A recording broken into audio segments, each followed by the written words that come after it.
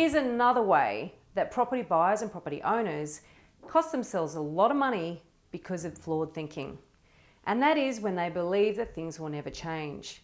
There's such a thing called the recency effect.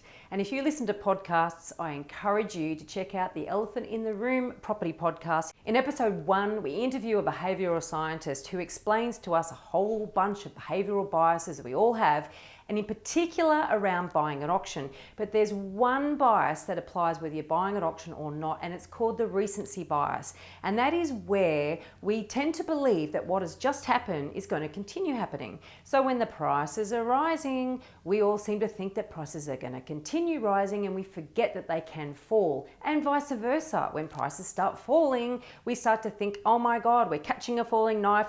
Things are never going to get better again. This is it. We're off the end of a cliff. Doom and gloom. Prices are never going to recover. This has happened recently. Both of these things have actually happened within the last 5 years. We've had a boom that everybody thought was never going to end. We've had a crash everybody thought was never going to end. Succumbing to that is an example of flawed thinking when it comes to buying property. When the property is booming, it's hard to imagine that it could ever slow down. It's a little bit like in winter, you can never really imagine a hot day, or when it's stinking hot and humid, say in February, you can't imagine freezing in the snow. And I reckon we have the same problem when we come to thinking about the property market.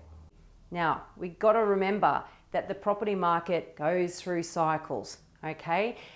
By buying a quality asset, buying a really good property, and also by focusing on when you need to buy and being decisive around that, you are less likely to be caught up with the ups and downs and the ins and outs of the property market itself. You're more likely to buy a quality asset that will ride out all those problems and just get on with life. And this is just one of 100 ways that property buyers can save money if they just change their thinking.